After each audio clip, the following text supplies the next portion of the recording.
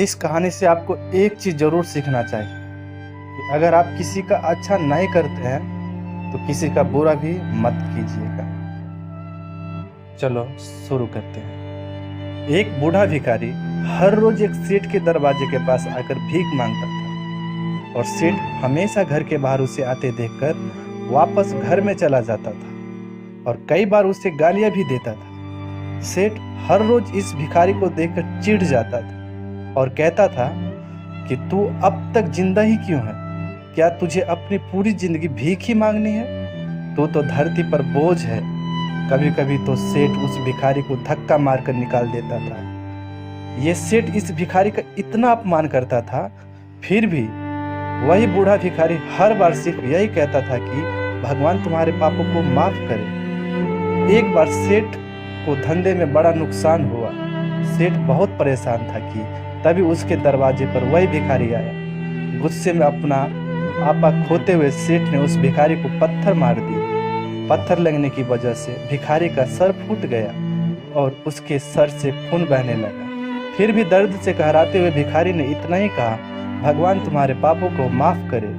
भिखारी वहां से चला गया। सेठ सोच में पड़ गया कि मैंने भिखारी को पत्थर मारा, फिर भी उसने सिर्फ मेरे लिए अच्छा ही बोला। सेठ का गुस्सा शांत हुआ और अब उन्हें इस भिखारी का रहस्य जानने का मन किया। सेठ ने भिखारी का पीछा करना शुरू कर दिया। भिखारी जहां जहां जाता था सेठ उसके पीछे जाता। सेठ ने देखा कि कोई उसको खाना देता तो कोई उसको मारता, तो कोई अपमानित करता तो कोई गालियां देता। लोग भिखारी के साथ चाहे कितना भी गलत व्यवहार क्यों न कर ले, ये भिखारी तो सबके लिए एक ही प्रार्थना करता, भगवान तुम्हारे पाप को माफ करे। अब रात होने वाली थी। भिखारी अपने घर जाने के लिए लौटा। वह अपने घर पहुंच गया, लेकिन सेठ अब भी उसका पीछा ही कर रहा था। एक पुरानी टूटी हुई झोपड़ी में एक बूढ़ी औरत लेटी हुई थी। वह काफी कमजोर और बीमार लग रही थी। वह और कोई नहीं बल्कि इस भिखारी की पत्नी थी। अपने पति को वापस आता देख वह खाट से खड़ी हुई। पत्नी ने अपने पति के भीख वाले कटोरे में देखा, उसमें सिर्फ एक बासी रोटी थी। उससे देखकर वह बोली, आज बस इतना ही मिला और हाँ, आपके सिर पर खून निकल रहा है, ये चोट कैसे लगी? बूढ़ा भिखारी बोला, आज बस इतना ही मिला। किसी ने कुछ दिया ही नहीं, सब ने गालियां दी और एक ने तो पत्थर मारा, इसलिए मेरा सिर फट गया। एक गहरी ठंडी सांस लेकर बूढ़ा भिखारी फिर से बोला, यह मेरे पापों का फल है।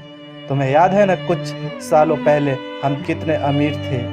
क्या कुछ नहीं था हमारे पास हर चीज जरूरत से ज्यादा थी, लेकिन हमने कभी दान नहीं किया।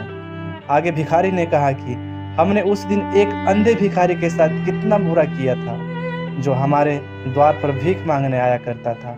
पत्नी की आंखों में आंसू आ गए। वह बोली, हाँ, हम उस बेचारे अंधे को साथ बहुत बुरा करते थे, उसका अपमान करते थे, उसे खाने के लिए रोटी की जगह कागज दिया करते थे और उसका मजाक उड़ाया करते थे।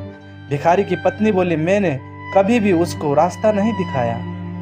एक बार मैंने उसको मुंह पर मिट्टी फेंक दी और वह हमेशा दुखी होकर यह कहता कि भगवान तुम्हें तुम्हारे किए की सजा देगा, भगवान तुम्हारे पापों की सजा जरूर देगा।